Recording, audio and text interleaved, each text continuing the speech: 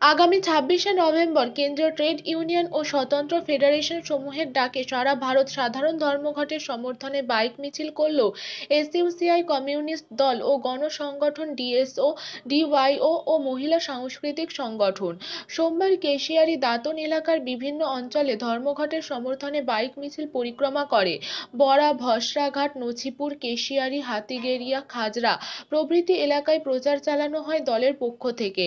Rail, bank, বিমা, কয়লা প্রভৃতি লাভজনক সংস্থাগুলিকে বেসরকারীকরণের প্রতিবাদে ট্যাবলো সহকারে বাইক মিছিলে যোগ দেন দলের কর্মী সমর্থকরা। কৃষি আইন, শ্রম আইন সংশোধনের বিরোধিতা করে বক্তব্য রাখেন বক্তারা। ২৬শে নভেম্বর সারা ভারত সাধারণ ধর্মঘট সফল করার আহ্বান জানিয়ে লিফলেট প্রদান করা হয় দলের পক্ষ থেকে। উপস্থিত ছিলেন ডিএসও জেলা সম্পাদক ব্রতিন দাস, বংশী মণ্ডল, শম্ভু গুড়িয়া, কবিতা জানা, সায়ন্তন ওঝা সহ আরো অনেকে।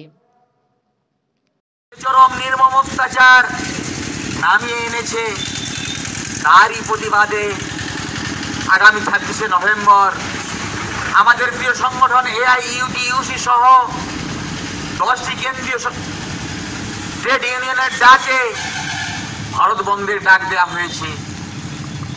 বন্ধুগণ, আপনারা জানেন যে শিক্ষা বিল ২০২০ কেন্দ্রের সরকার পাশ করিয়ে নিল, সেখানে শিক্ষার বুনিয়াদটাকেই তারা ধ্বংস করতে চাইছে।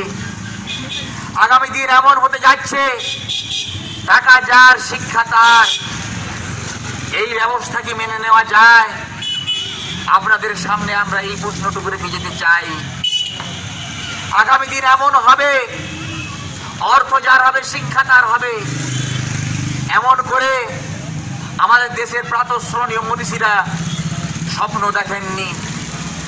সেদিন যেনারা, যে সমস্ত প্রাতঃস্মরণীয় স্বাধীনতা সংগ্রামীরা। পশ্চিম মেদিনীপুর থেকে শান্তনু রায়ের রিপোর্ট, নিউজ বাংলা 24x7, সবার সাথে সবার পাশে।